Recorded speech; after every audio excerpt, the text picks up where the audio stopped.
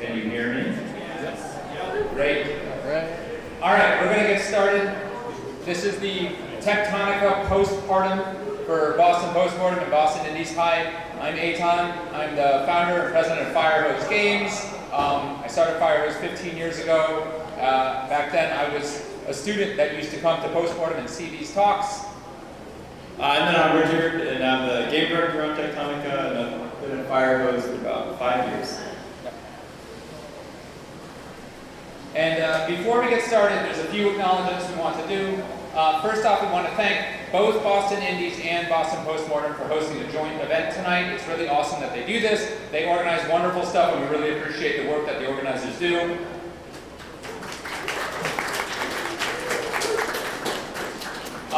For the audience, I would like to issue a challenge for you. Postmortems, in my opinion, historically, have been some of the most important talks that you can go to because it's really important to learn from what other people did. And postmortems don't just have to be successful games, they can be any game. I know that a lot of you are making games, and if you have a game, even if it doesn't work, I would like to challenge you to think about giving a postmortem. It's a really useful thing to do, and people would love to learn from your experience. Next acknowledgement. So the two of us are going to be presenting a lot of work from the entire Firehose team. You can see we have a very accurate graphical representation of what they look like here. A lot of them are sitting at the tables there. We have a lot of current and former Firehose employees. So they did an awesome job, and they deserve most of the credit for the things we're going to be talking about.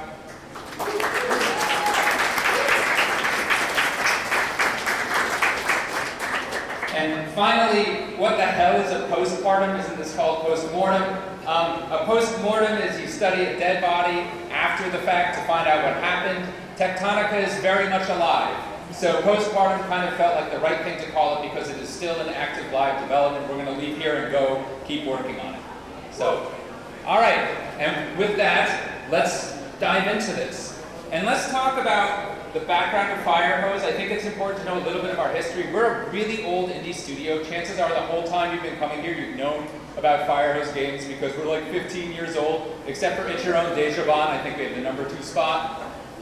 So we've done a bunch of stuff in the past, and the important thing to know is that the stuff that we did was a mix of like contract work and publisher fundings for our games. We never really had a hit that brought in enough royalties for us to survive on, so we were always doing contract work, and as all the old timers here know, that was like the thing we used to do. And after around 9 years of work, we had saved up a little bit of money, and we wanted to make something a little bit bigger and better. And we started making 3 years of prototypes that didn't work out. And we actually had 8 failed prototypes that we made.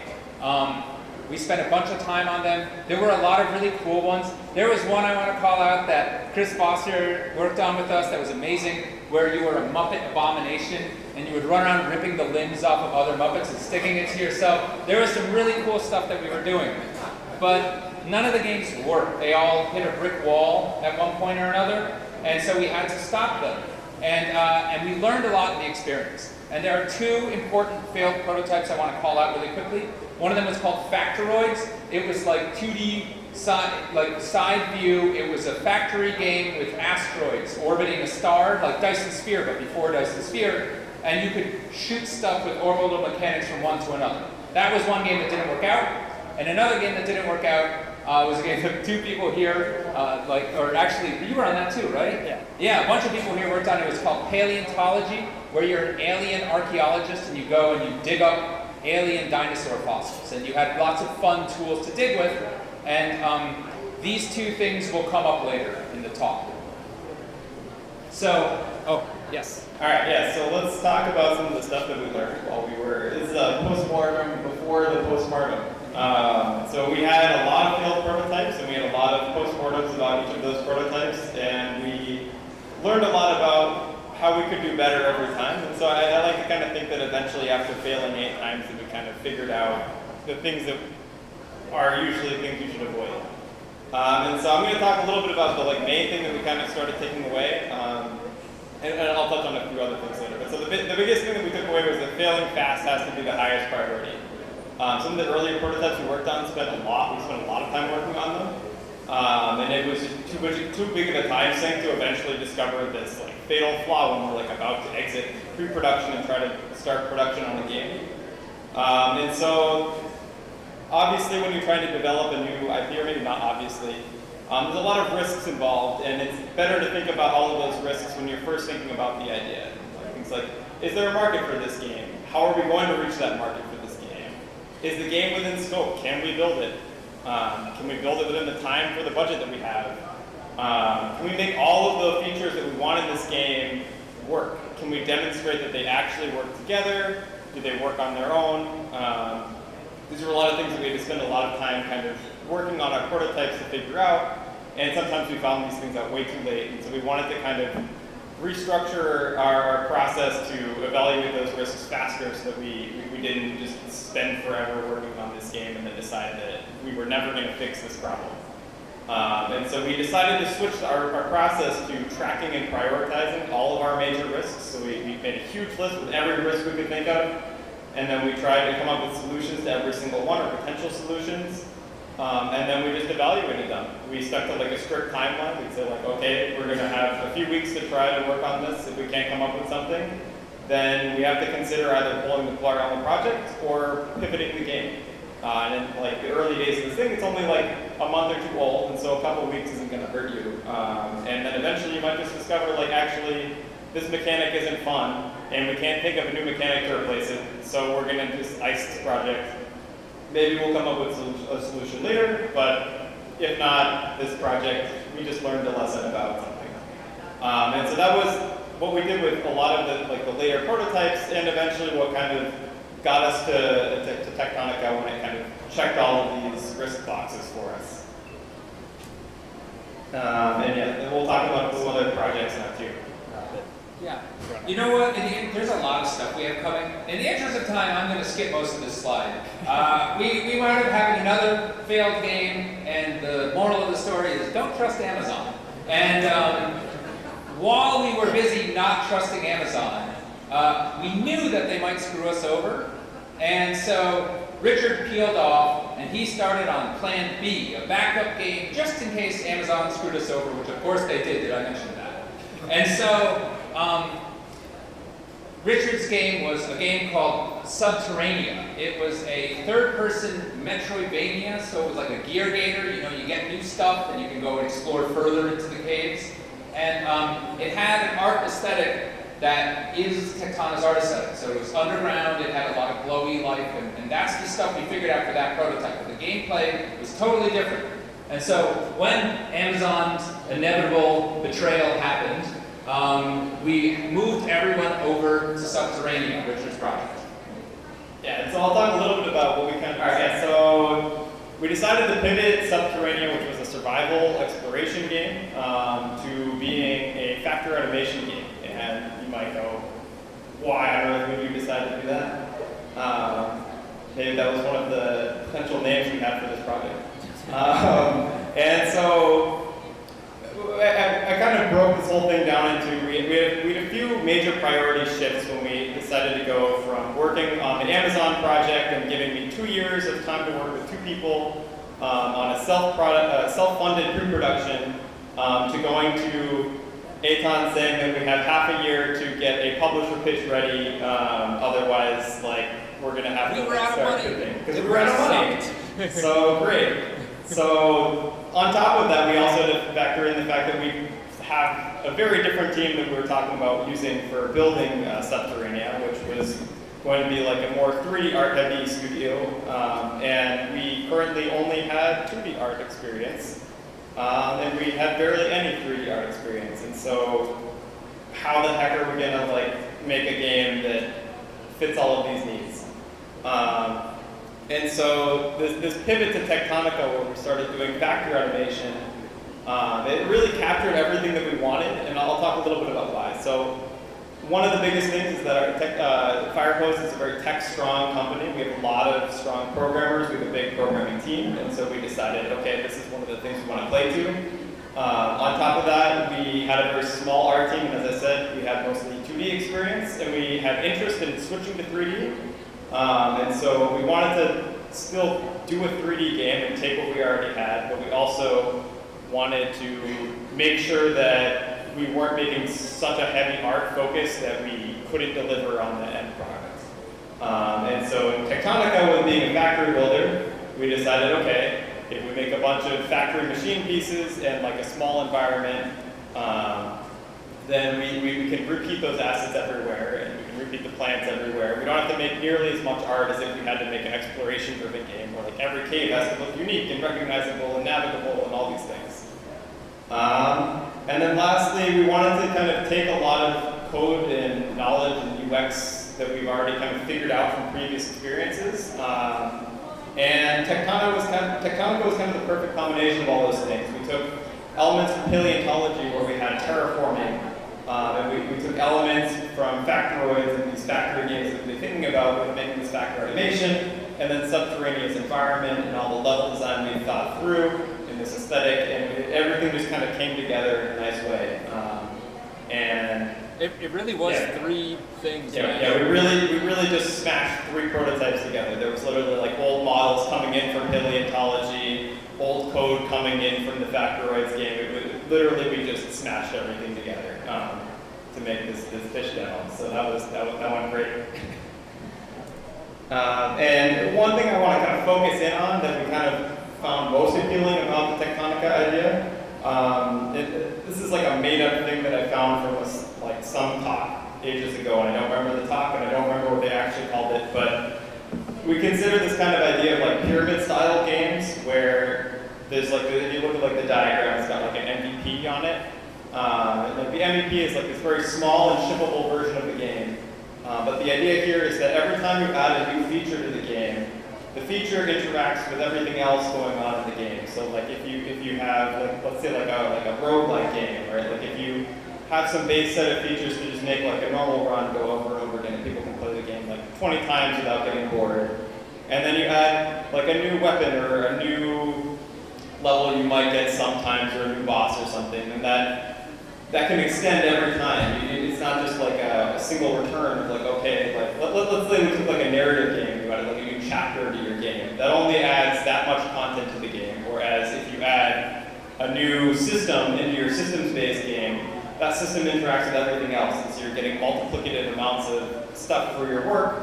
And then every time you add a new feature, those also compound with each other. And so as you keep working on the game, your returns on investment grow. And so we really like this model. And it really works well with the EA game, like the game dev model. And so we really wanted to find a game that fit this when we were choosing what to go with. And so I highly recommend trying to think about like session-based games and systems-based games if you're trying to think about having like a good return on investment when you're working on a game. I have so many slides. Okay, and then this last one's kind of funny, but I guess like obviously money is like a #1 priority, and so we kind of broke down 5 different things that we thought is like strong ways to get money and funding for the game. So the first one was obviously we wanted to get a publisher deal. And so we tried to think about like, what kinds of things can we do to stand out to publishers, and we chose that we felt like we could make strong visuals and have a strong art direction. Mark, our art director, is fantastic, and he came up with a very unique art style. We wanted to make a compelling narrative. We felt that there wasn't a compelling narrative in any other factor animation games before, and so we thought that was like a unique thing that we could latch onto that publishers would also engage with very well. And then we also wanted to make sure we had a very tight and extremely polished demo. And we spent a lot of time just playtesting that experience, getting it down to be like seamless. Every time everybody played it, it went the same way. We had very predictable outcomes, and it was fun. There were no downtimes. And then I think contributed a lot to our eventual publisher deal. We also wanted to have a platform deal if we could. There was no factor animation games on console at the time, and so we decided that we were going to try to make a factor automation game in a space where there was absolutely no competition. And we tried to make sure that we had console and controller in mind from the beginning, so that when we pitched the platform, we could be like, hey, look, it already works. And we also wanted to think about how much our audience is willing to spend. Obviously, like certain genres have higher costs than others, and factor automation games and Zelda simulation type games tend to sell much higher prices. So we wanted to make a higher value game. Streamers, which I think Eitan will talk about later as well, is a huge one. We really wanted to think about how we could make of streamers. Factory automation games have very strong hooks and they're very long. People will spend hundreds of hours playing factory automation games if they're hooked. And hundreds of hours of streamers playing the game, huge win for us. And on that note, actually, most of the streamers that play factory automation games stick around for the base building. That's like one of the biggest things that they use for making content. And so we're making a base building update very soon because of that exact reason. So I think it's also very important to kind of pay attention to what things keep your streamers hooked, so that you can try to get more marketing from them.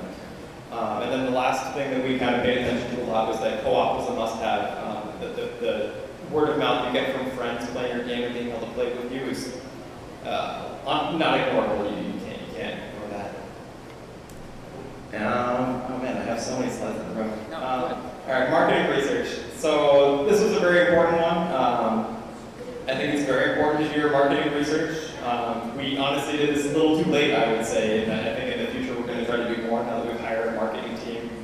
It'll be easier to pull this off, but we wanted to make sure that we had an unfilled niche within the game space. I think this is one of like the most important things you can do. I think a lot of ideas, their value is just based on the genre that they're in, more than how strong the idea can be. And so in that sense, we tried to pick a genre that was very small at the time, but had a large demand. And factory automation was a strong one.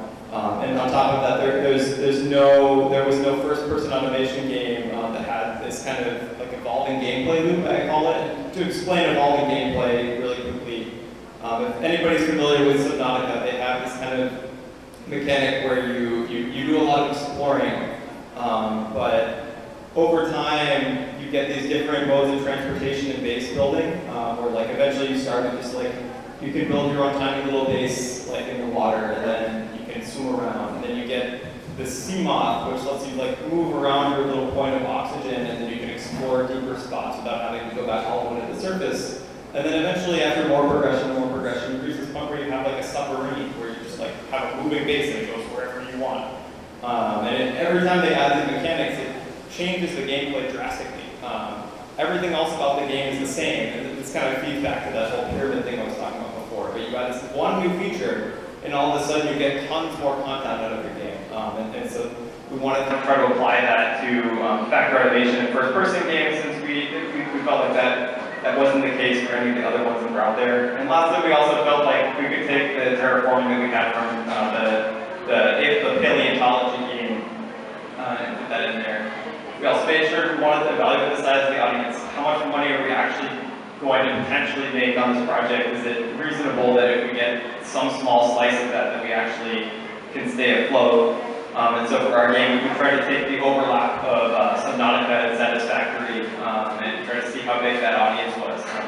And I don't remember the actual name of the tool, I'm sorry, but there was literally like a website where I could just plug in like who within Steam has played both this game and this game, and just see what the overlap was. And there was a lot of overlap, and so that was very reassuring to us. I would highly recommend just taking any adjacent games that are relevant to your game, and then just trying to figure out what the audience size is by trying to take those different audiences and finding the overlap. And then lastly, we wanted to understand our audience, and so we conducted a lot of surveys and tried to get some information on what was most important to them. And surprisingly, they actually had different opinions than what we expected in some ways. Base building surprised us by having overwhelming level of interest. We found that 80% of people found base building to be the most important feature in these automation games, and so we did not fully expect that, but we made sure to keep that in mind. Obviously, our data was a little biased because we could only find communities where automation players were active, and so they were more long-term. Base building is a long-term thing, but gave very useful information. And I don't really need to talk too much about the key differentiators. It's very similar with the whole unfilled niche thing. But the one thing I'll note here is that the key differentiators that we found are not necessarily the same thing as like what you think is like most unique about the game when you're building it. This is very much from a marketing perspective. Like which things that are unique about your game are things that players are going to care about when they're buying your game. game. Not when they're playing it, when they're buying it. And this was something that we think a lot about, is just like, which things, when people are looking at your Steam page, where they can identify and say, I actually want this game. So moving forward, we want to go and make this game and we want to pitch it, right? And we decided to get an agent. We wanted to work with an agent. That was something that we had seen other friends of ours here in the area do, like Molasses and Proletariat. And so, if you've ever seen a TV show where they have these like Hollywood agents that go off and like find deals and they're fast talking, that's real. That's a thing apparently, and they do it for video games too. Go figure. We started getting ready for our publisher pitch, which is, I'm sure, something that you're thinking about doing with your own game. We had to make 3 things in order to pitch to publishers. The first thing we needed was a demo. They want to play your game, right? And you want the demo to be on rails. You want it to be this experience that everyone gets the same curated experience. It should be short and sweet and leave them wanting more. We actually went nuts. It should be like 10 minutes. We had an hour in our demo because our genre takes forever to play. And so we figured we could get away with a longer demo, and in hindsight we were right. But you shouldn't do that. You should go faster. And then we polished the hell out of it. We made it super, super pretty. One of our artists, or 2 of our artists, Bill and Ryan, are back there. They did amazing work making it look awesome. And so that was number 1. Super sweet, super small demo. Number 2, you need a deck, right? You need a PowerPoint presentation that you can stand up and say, hey, give us money, here's why. And we had a lot of art in our deck. Like, this is a lot of words, but our deck was just like all art in like a sentence per page. And we like really made it pretty, and that helped get people excited about what we were doing. And we had a mix of concept art that we made and screenshots from the game. And I have seen people that have used AI-generated concepts for their decks, and I don't recommend doing that, but people are definitely doing it these days because who can tell? And then finally, we made a video. We made a 10-minute video of me playing the game, and I recorded myself in a little window, like, you know, like a chat head, like in someone that's streaming. And I talked about the game while I played, and the reason for that is people who really matter, the people who make the decisions at the top, are not going to play your game. They may not look at your deck, but they might watch a video, right? And so if you give them a video, there's a chance that the people at the top might see it that wouldn't otherwise see it. And then we went and we pitched to publishers. And when I say we pitched to publishers, I don't mean we kind of took our time and went to 1 or 2. We got 25 publishers and we pitched to all of them over the course of 6 weeks. It was brutal. That's how you pitch if you want to get funded for your game. You got to pitch to everyone all at once, and it's your job for a while. It's crazy. And we started with the people we didn't care about as much, so that way I could fuck up and I could say something stupid during the pitch and make a mistake, and then I learn and I can do better next time. I practiced the pitch a lot before even going to those first publishers. And then the people we really cared about came in the second half. Those are the people we were really targeting. And the reason you want to pitch to everyone at the same time is because it creates pressure in all of them to act before someone else acts, right? You want to make it feel like they got to act now that's coming out of the station. If you talk to just 1 or 2 publishers, they're going to feel like they have all the time in the world to respond to you, and they will take all the time. So you got to get that pressure up for the publishers. We really succeeded with the pitch session. We managed to get a breathtaking 4 offers. I had never gotten more than 1 ever before. 1 of them was hot garbage and a complete joke, and 3 of them, no, I'm not humble bragging here. Like, I'm trying to like explain. Like, if you get 1 offer that's amazing, then you should like really like feel good if you get that. If you can get more than 1 offer, you can negotiate between them. That's the goal, right? And if you can do that, then you get leverage, and all of a sudden you can get better terms than you would have gotten otherwise. And we got some very nice terms because we could negotiate against each other. We wound up working with Partum Knights. They're awesome. If you get the chance to work with them, do it. I don't think they really exist anymore. I think they've rebranded as Kepler, and I think it's harder to get money than it was when we did it, but give it a shot. Kepler, Kowloon, they're awesome. Okay, so we got this deal, we got a pile of money, and now it's time to hit the gas, right? Like, that's why you do this, you want to go, go, go. And so we went and we doubled the team. We hired a whole bunch of people. And we had to do it by August 2022, which was Last year, you may have noticed, and definitely not when we released the game, but that was the deadline, and it's worth knowing.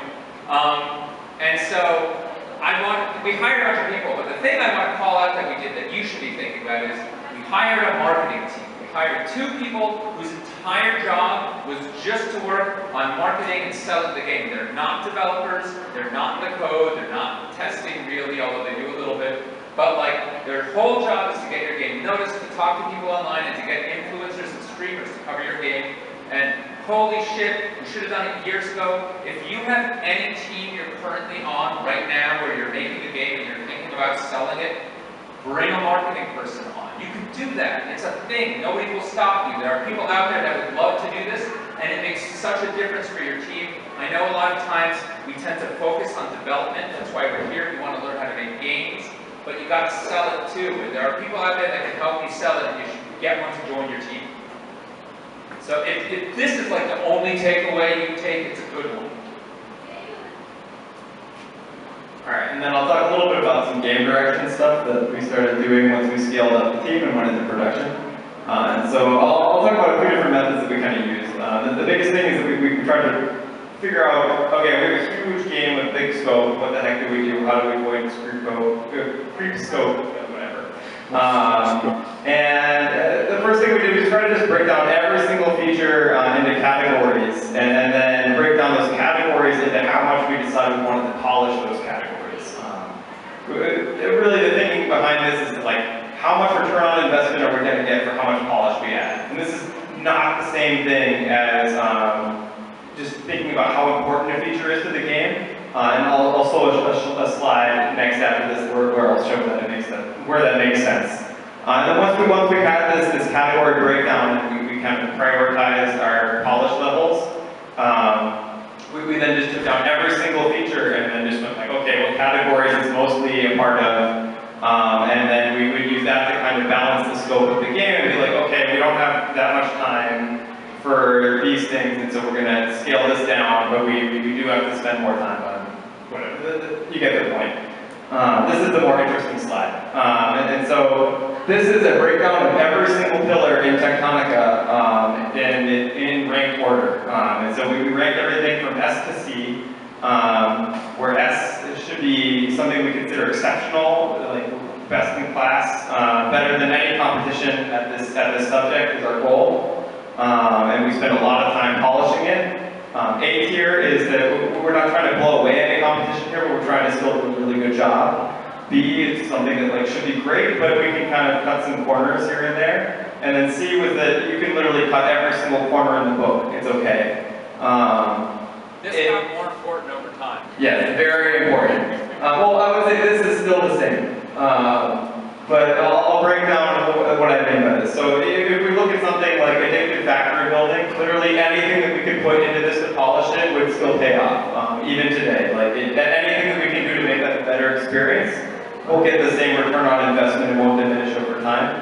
But if we look at an example of something, say like immersive music, I don't want to pick on Brandon. He's actually an amazing audio engineer and composer. Our music is amazing. Yeah, I would say our music is S tier. But I would also say that for our audience, I think that we would actually have done just as well if we had slightly worse music. I really actually like having the higher music. I think it elevates the quality of the game tremendously. But it's a B tier item specifically because the return on investment isn't quite as high. And so we only have one audio engineer and composer, and so the work that he does, he just does a great job no matter what. And so we can't do anything about downscoping that, but we can say downscope things like empowering creative expression. We're maybe not going to have every single feature in the book to add more creative expression. We can do a lot with a little here, is kind of the point. And then co-op multiplayer is a really important one. That's like one of the most important features in the game, but we don't need to have like tons of emotes, and we don't need to have like a custom in-game voice chat and all these other features. Discord is out there. We don't need to have the most polished co-op experience.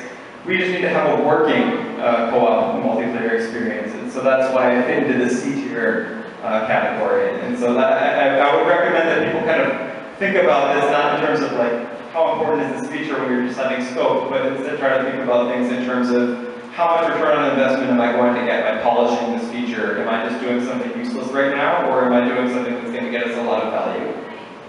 And then this slide just kind of breaks down more of what I just said, so we'll ignore it. Cool. All right. So we're making the game with the whole team, and it comes time to announce the game, right? At this point, we are effectively stealth. Nobody knows about this game. We haven't talked about it publicly. Quick point.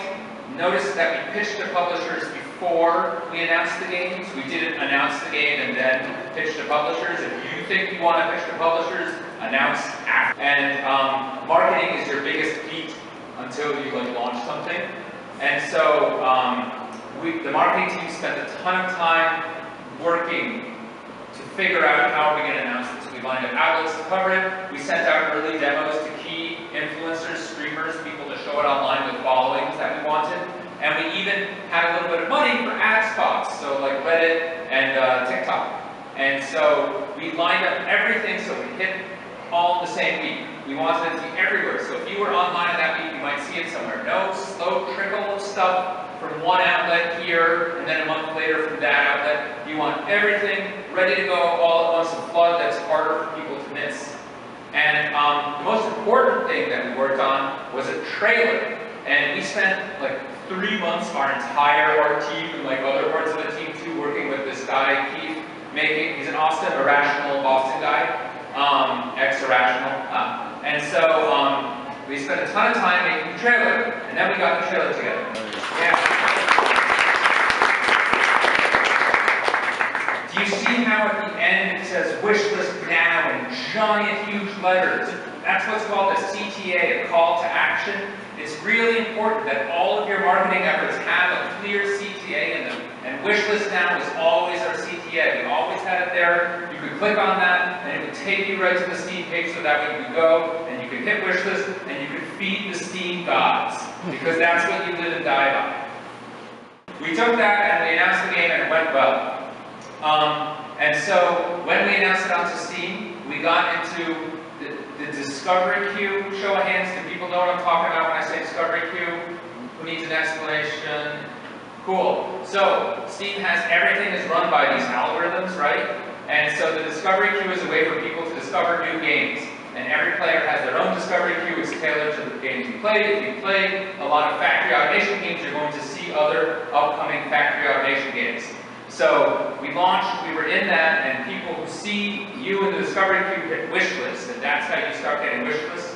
And that's super important, and it's a feedback loop. It's a positive feedback loop. If you do well in the discovery queue, you stay in the discovery queue. And if you suck at the discovery queue, you're out, and that's it, you don't get back in. And so you want to have it, that's why you want everything to happen in that first week, so you can kind of snowball and get that effect where it stays in there. So we managed to do that, and we got a lot of wish lists in our first 2 weeks. And that was really important to stay in that feed loop, back loop for 2 weeks. Most people bounce out in like a day or two. I mentioned that wish lists are your main key performance indicator. The reason they matter so much is because the conventional wisdom is that you can get 10% of your wish list to convert your first week. So if you have 1,000 wish lists, your first week of sales, you can expect maybe 100 sales, right? And if you have 10,000 wish lists, you can expect maybe 1,000 sales, right? So it's important to have a lot. And so the next target we had for getting wish lists was Next Fest, which is where you can put a demo up, and people can play the demo, and they can wish list that too, and that got us another 50K wish list. So that was great also. So, and then we're trying, as long as we're focusing on marketing, did I skip a slide? Or am I, yeah, okay. We focused heavily on influencers, on streamers, okay? People who go and play video games on Twitch, and more importantly on YouTube, right? For us, it was the most important way to get people to pay attention to what we were doing, and that's true for most genres, not all genres, but most genres. If you have a game that is incredibly spoiler heavy, where like, if you know the secret that it's over and you can't learn anything, this may not work for you. And so, we spent around 80% of our marketing effort and money on getting influencers to play the game. And the way we did that, remember, we had a marketing team. This is what they spent most of their time doing. they would go and they would find other streamers and influencers who covered similar games, and they would reach out to them. And they would tell them about the game and why they should care and how awesome it were. And some of them were willing to cover us for free, and we treated them like VIPs. We gave them access to the devs, we gave them demos in advance, and we did all sorts of fun stuff, so it seemed, you know, we wanted them to care about us because we cared about them. And some of them, a lot of them, demanded money. They don't want to do things for free, and that makes sense, everyone's got to eat. So we basically would always ask, what's your price? And then we would say, and now what's your indie price? Because that knocks off like a quarter of the cost right off the bat. You should always do that. And so once we had the real price, we would basically look at the numbers and pick the ones that we could afford, right? Like we had like a smallish budget, but you can go after a bunch of mid-tier streamers with a smallish budget and still get a lot of people to cover it. And if you're making a game, this is why a marketing budget's important. You need a little money so you can get people to play the game. And then we used all of those wish lists and all of that attention to get a Game Pass deal. If you're ever thinking, I want to be on Game Pass, I'd like to be on Xbox or PlayStation or whatever.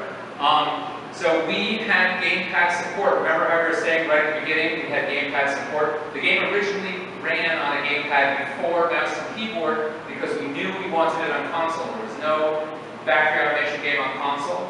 And so we talked to Sony and Microsoft the entire time we were doing everything we just talked about.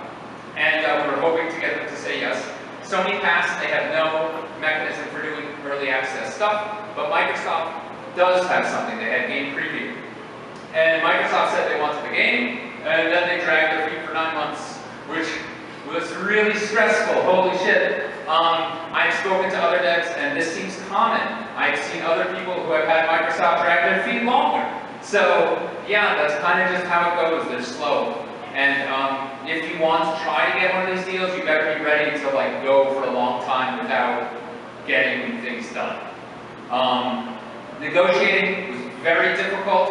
Holy shit, it's difficult negotiating with Microsoft. It was really helpful having an agent. And then the Game Pass deal required a bunch of stuff, the most important of which was we had to sim ship. They want the game to come out on Game Pass and Steam on the same day. You can't have it out on Steam first and then on Game Pass. And they also want parity with Steam. You can't have an inferior version on Game Pass. And so that became our team's focus. And remember how we said we were going to launch in August 2022? Well, the time it took us just to get that deal from Microsoft pushed us to January of this year. So we were already 5 months late.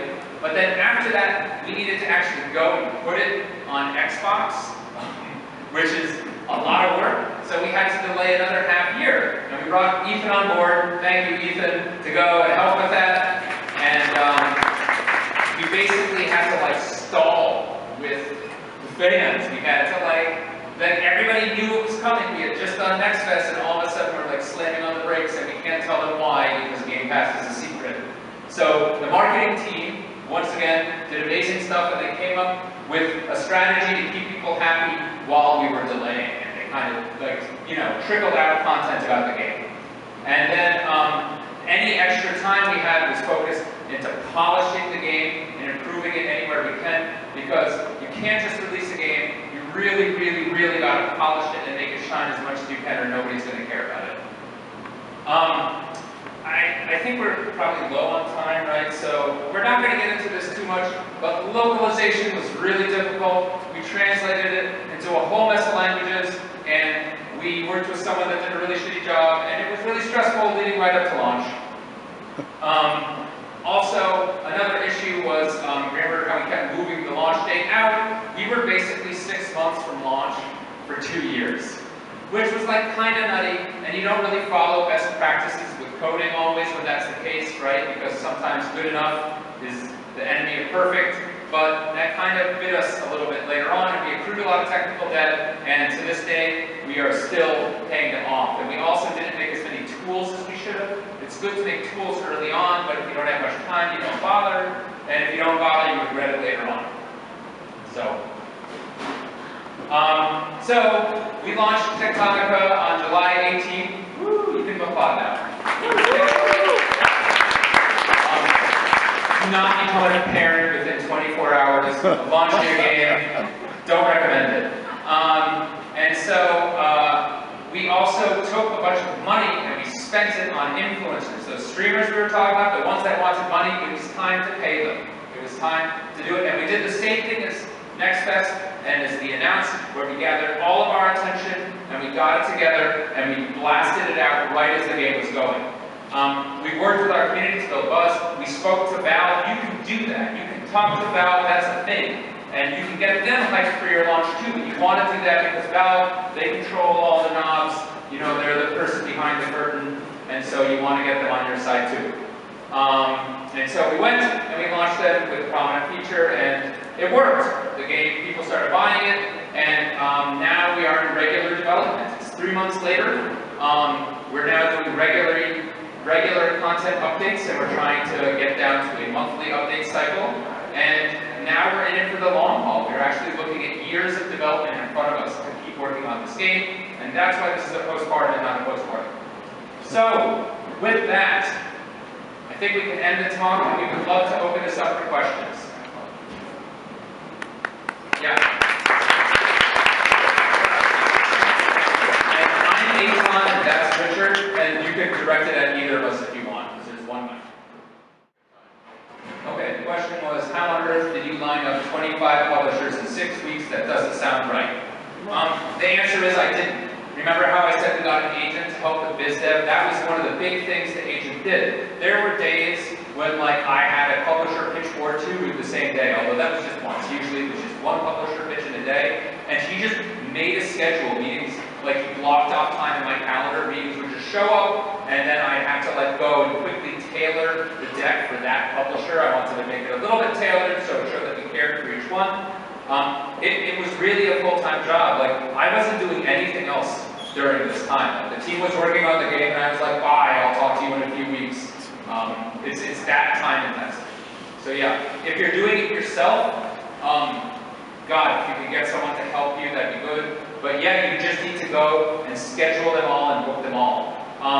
It helps if you give a deadline. Hey, I'm pitching for the next 3 weeks. Is there time in there that we can chat? It sounds weird giving kind of a window, but it just helps people move quickly, and that's a big part of it. You can't drag your feet. Yeah, let's, over here. If you had to identify a single headache point or source of difficulty with this project for you and you, what would that be? Or area of the most learning, greatest failures, greatest challenges? Question was for each of us, what was the biggest challenge from our point of view? Tech debt. Yeah, we have a huge programming team. Our programming team carries a lot of muscle, and this game is just so systems heavy, and it scales so huge. Just rendering millions of floors and power machines and animating things and things on belts is really expensive, and we did not spend enough time fixing all of our tech debt and making a really good version of that system. We optimized it a lot, but it's a lot slower to continue adding features as we keep going, and so we need to kind of go back and overhaul things, and that takes time and clashes with the need to keep shipping content. So tech debt, yeah. If you don't know anything about marketing, but you want to hire a marketer, how do you know who's a good marketer to work with? Question was, if you know nothing about marketing, how can you hire someone that's good at marketing? That's a great question.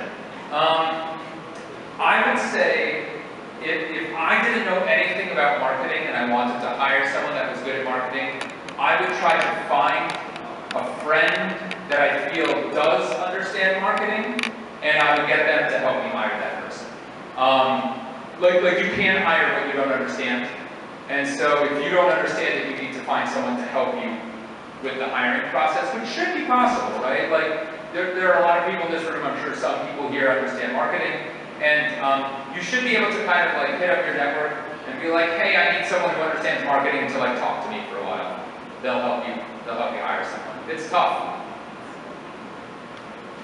More questions? We had Trevor back there. you had the slide where you broke things into SABC tiers. I'm assuming to focus people's attention on things. So I'm curious, first of all, what kind of pushback did the team have on that? And I did notice 40% of the things on that slide were in the S tier. So that's a lot, right? I'm also curious, what decisions internally in the team that broke?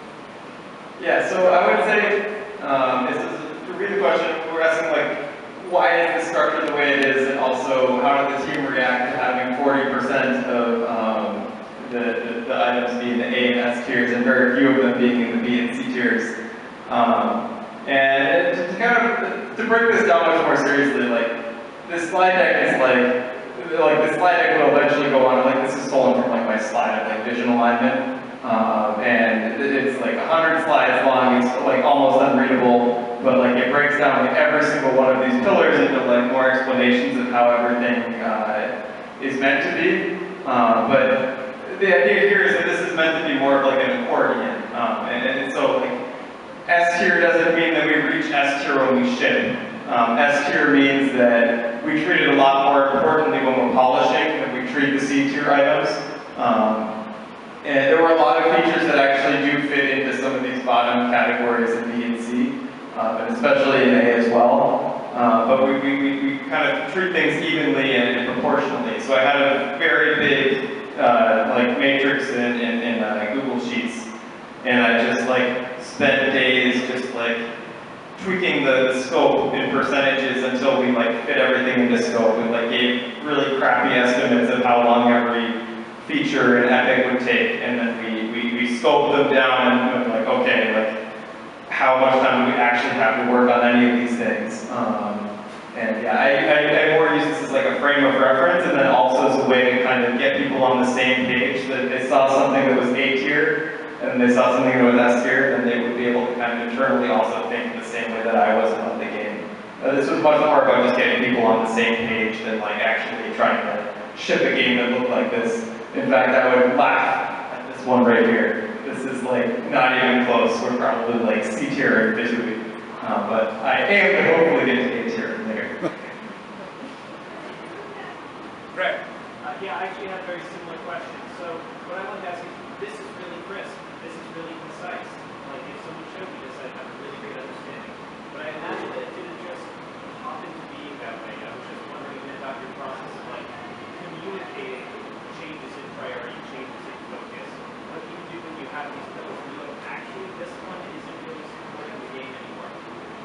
Yeah, like was this the start, or is this like what you ended up at the end?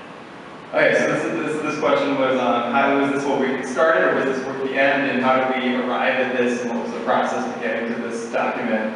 It's like crisp kind of documentation of how the game's priorities should lie. And the answer is that this document is currently not been touched in, I would say, about 2 years. And I would say that the priorities are actually pretty correct still. We certainly shifted things a little bit, but it was a living document for about a year as well. And I talked with a lot of people on the team. I tried to really communicate a lot with all of the leads within our team and have a good understanding of scope and priority, and I tried to spend a lot of time playing other games and understanding like what do they do, what works for them, which things feel unnecessary in their games, and I try to kind of really latch on to which things were working for them and then which things would work for us. And so this was a result of a lot of conversations, a lot of running through the slide deck with people, getting feedback from people on the team. And this is really a very collaborative process to arrive at a document like this. And yeah, this is like the most concise version of the game, and then of course, I don't know, like a million slides of like images and GIFs explaining every one of these things to like kind of elaborate, because some of these things mean like absolutely nothing without an explanation. But yeah.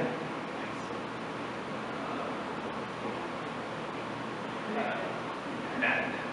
I'm curious to hear how players responded after they had wish lists, and then there was that 6-month sort of delay following like the Xbox deal on development. Like you mentioned that being discovered was sort of a time-sensitive thing. Once it was wish listed, did people have the patience to stay on with the release, or was that also a time sensitive as well. Okay, so the question was, you got wish lists, what did decay look like? Like, are people really going to wait around while you go and you delay a bunch? Right, are they going to hang out, or are they going to go and disappear? And the answer to that is decay is very small. As it turns out, very few people pay attention to their wish list. Like, they'll wish list something, and then it is out of mind. It is just gone. And it only comes back when Steam sends them an email saying, hey, this game you wish listed is now on sale, or something like that. The time that people delete wish lists is during the big events. Like, if there's Next Fest and they're wish listing a lot of stuff and they're looking at their wish list, they might prune their wish list thing just to get rid of some old ones. Also, during the winter sale, people get a lot of money over Christmas, and then they spend it on the games that are on sale, and while they're doing it, some games come off their wish list, and then some games come off just because, I don't want that there anymore. And then once you launch the game, your wish list actually keep increasing. We have twice as many wish lists now as we did when we launched the game a few months ago. And the wish lists never really go down. People activate it, so like if you go on sale, you lose some number of people because an email goes out, and then they remember that the wish list is there and they delete it. So now decay is bigger now that it's actually on sale. But during those initial times, you don't have to worry about decay too much. It's really the fight against insecurity that's the hardest problem. I'll add one more thing quickly too. I think that the decay from the buzz was more important than the wish list in terms of for us, but I also think that it kind of had a very sharp fall off right as soon as we kind of delayed past like a few weeks. I think the idea really was that we were initially intending to take Next Fest, take the hype, take all the streamers' attention on their game, and then just like launch immediately was the idea, right? We wanted to take all of that hype, and like Eitan was saying before, when we like announced the game in that week, we tried to concentrate everything and synergize it as much as possible. And Next Plus was a lot of hype for us, and so we wanted to kind of capitalize on that buzz. And instead, we had to spend a lot more marketing money to do the same thing again when we launched.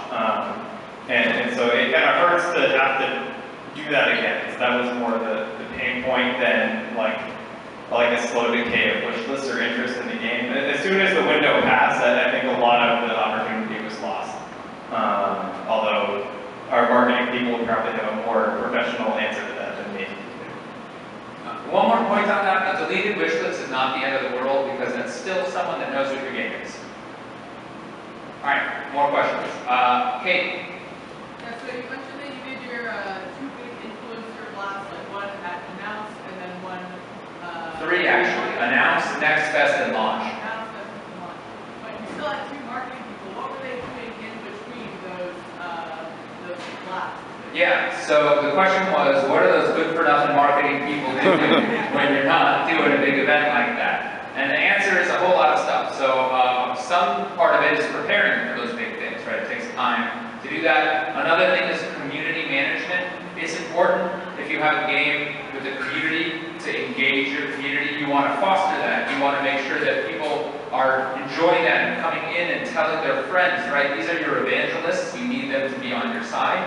So they can community manage and engage with your fans. You should get a Discord server and you can do that. A lot of the stuff that we mentioned, like reaching out to influencers, takes months to set up.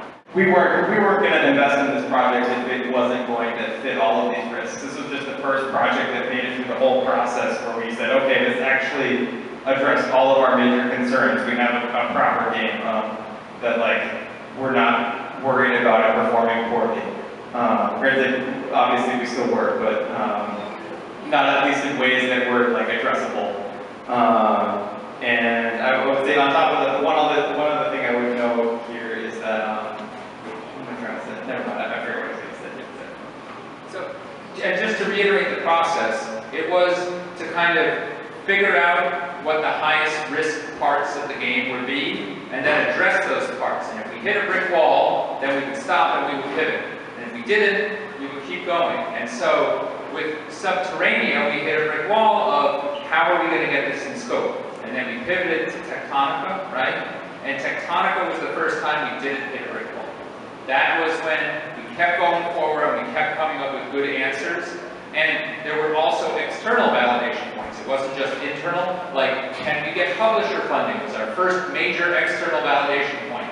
And then once we did that, it was, can we announce the game and get wish lists? Can we get people to notice it? So we kind of kept doing that. If we had failed any of those validation points, this would have been a very different story. We probably would have cut and run. We would have figured out some way to like pivot it in a major way, or we would have just halted and tried to go to the next thing. Although that would have been really tough because this was kind of our last at bat. Sure. It might be a difficult to answer, but with all the Xbox stuff, adding time and time and time and a lot of headaches, would you say it was worth going the Xbox afterwards? Or was it more of a whatever? The question was, with all the delays you had to do with going to Xbox, was it really worth it? Considering how much you had to delay, maybe it would have been smarter not to do it. And the answer was, holy shit, yes, it was a good move going to Xbox. They gave us a big pile of money. And it was a pile of money that we wouldn't have been able to get otherwise. It allowed us to do a few things like pay off our investors. That was really nice for us. And you know, it helped raise the profile of our game. Like now, we're not just a game coming to Steam, we're a game coming to Steam and Game Pass. And people notice games coming to Game Pass, so it did help with the perceived value of our game. Yeah, it was a lot more work. Yeah, it was annoying, but the benefits totally made it worth it. Yeah. How much of your team was remote for how much of the process and how the development communication? How much of our team was remote for how much of the process? In March of 2020, we decided to go remote for absolutely no reason. And we've been remote ever since. We're not going back to an office. Firehose used to be in like walking distance from here. We were right down the street in Indian Square. And we got rid of the office in 2020. And we started hiring people from all over the world. And we've hired such good people that we're never ever going back. We're always going to be remote. That's it from now on. Did we mention we have jobs? Remote jobs for engineers. No, we already called on Greg. Who haven't we called on? Yeah, so it's earlier in the talk you mentioned having to forego the making of tools that would help development. But now that you have completed development without those tools, do you think it's not feasible to go back and make them and then use those tools to further progress your game now that it's already out? It's like you're a mind reader. So the question is, was the cost of tools, are we doing anything about it now? And can we go back and make those tools and fix things? And the answer is that's exactly what we're doing. We've completely restructured, actually, within the past few weeks, a lot of our timeline and roadmap to kind of account for building out more tools and getting ahead, because we really want to get that return on investment in terms of the work we're putting in getting faster over time and not just being constantly burdened by tech debt. And so yeah, we're 1,000% going back and adding more tools. We have our tools person is starting to 3 days. Then 3 days. We have a tools programmer coming up this week. Yeah, I'm curious how the game is performing on Xbox versus Steam. Is there a big audience for this sort of game on console? Question was, how is this game performing on Xbox as opposed to Steam? And to answer that question, let me just do a side note, which is, let's talk about how Xbox works. We have a Game Pass deal, and for a Game Pass deal, it's not like if you're on Spotify, you get paid per listen. A lot of people listen to your stuff. Spotify gives you a lot of money. That's not how Game Pass works. Game Pass, you get what you negotiate. Game Pass, you talk to Microsoft ahead of time, and you say, hey, we think this game would be good on Game Pass. Microsoft, so do we. We'll give you X dollars for Y time. And from there on out, it's a negotiation. And whatever you get, that's what you get. And the number of players don't really factor in. There's some bonuses. If you get a lot of players, you get some bonuses. But that's not really super relevant. It's just what you negotiate. So the question was, how is Steam comparing to Xbox? And the answer is, Xbox is kind of set. It's kind of like doing its own thing. We do get some sales on Xbox. It's true, there are a few people out there who don't have Game Pass and who are buying games and are buying Techtonica, but it's very, very small. The vast majority of people are playing it on Game Pass, and Game Pass numbers are big. There's a lot of people, so it's a little bit apples and oranges. Most of our month-to-month revenue comes from Steam, right? Because Microsoft is just the other stuff. Yeah. To sort of reframe the question, like, do you feel like there's a big enough console audience to also pursue PlayStation or Switch or whatever else? Yeah, so the question is, do we feel that it's a big enough audience on Xbox to justify PlayStation or Switch? So I would say yes to PlayStation. I would say no to Switch, because Switch is like holy crap. It's not even possible. Like, there's no way. Like if we tried to run Techtonica on Switch, it would catch on fire and burn down your house. And so maybe Switch 2, right? But like, who knows? But generally speaking, like, consoles are within, you know, an order of magnitude of each other or so, and if it's good on one, it'll be good on the other ones. But we're on Game Pass, and we're going to stay on Game Pass. There's exclusivity as part of the deal. Yeah? I'm wondering, audio was listed as a B tier in the best priority list. So I was wondering where, like, audio or like in-game art would have slotted in the prototyping phase, and how much the prototyping phase influences the kind of priority tier. So can you repeat? I heard some of it. Where was audio on the tier list during the prototype? Oh, where was audio during the prototyping phase? Okay, I understand. Yeah, audio is actually, I would say, higher priority in the prototyping phase, specifically once we're making the demo. I guess there's different stages. There's the prototype stage, then the demo stage, and then production. So I would say for the prototyping stage, audio was like F tier. Like, I just made audio myself, and it sounded like crap. And then for the demo, it was actually probably a higher priority, I would say, than it is now, because we were trying to pitch to publishers and trying to ship something really polished. And so it's sounding really good and feeling really good was very important. And so we tried to celebrate like every moment where like something exciting happened, and we tried to make everything feel immersive and all of that. And so I would say that we actually spent more time trying to make sure that the audio was excellent in the demo. And then I would say, for the overall game, I put it as B tier, but I do want to like emphasize that Techtonica's audio is like S tier. Our audio person is incredible. I only put this in B tier in terms of just like, we're not going to spend a ton of tech time implementing fancy audio features and stuff like that, because we just don't have the time or bandwidth to pull something off like that. 5 more minutes. 2 more questions. That's how much time we have. I was just wondering about, I'm guessing that Steam sales are like a huge opportunity for like increasing sales. So I was wondering how you decide whether or not to put your game on sale, if that's worth it, and how much to put it on sale for. That might be more of a market. Question was discount management on Steam. How do you gauge the best strategy for putting your game on promotion, discount it, right? So everyone knows that you buy games on discount on Steam, right? Like, nobody buys it at full price, just wait for it to go on sale unless you're Factorio, because apparently they can get away with that even though nobody else can. So remember how I said that wish lists never decrease, right? So you keep earning wish lists. We have twice as many wish lists now as when we launched. And when you put your game on discount, if your game is 20% off or more, not 15%, not 19%. So we have found 20% off to be the sweet spot, and we believe in putting the game on promotion as much as possible at 20%, because then we go and we email all those people and we remind them that we exist and they should check it out.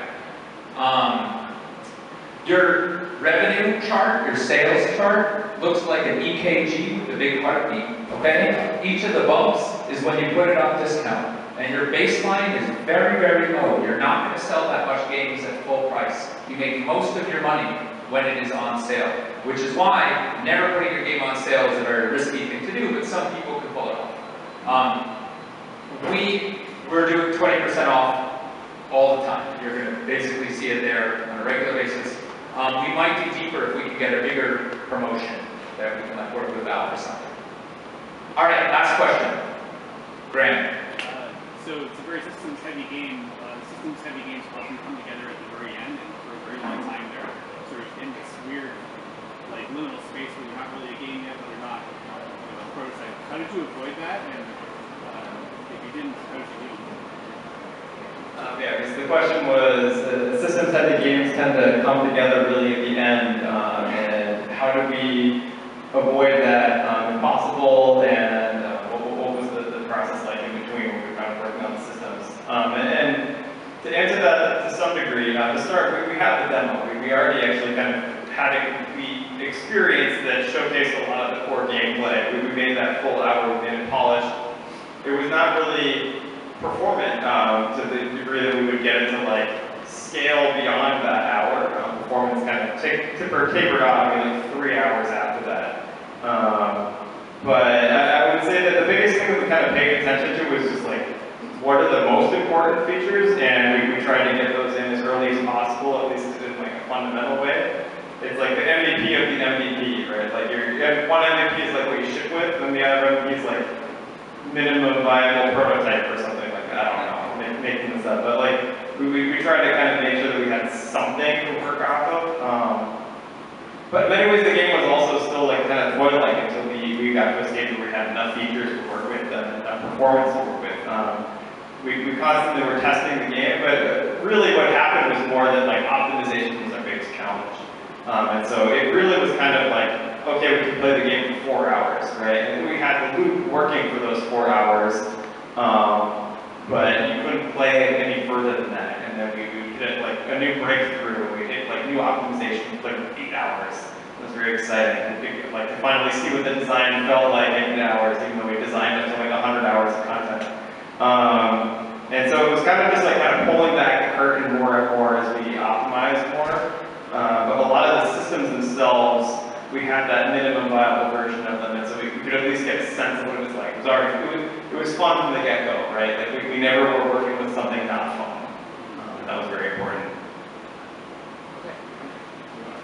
That's it. Thank you all so much for coming. Thank you, Richard, for giving this talk with me. Hi, again, I'm Eitan. This was the Techtonica postpartum. Please come have some more pizza and mingle.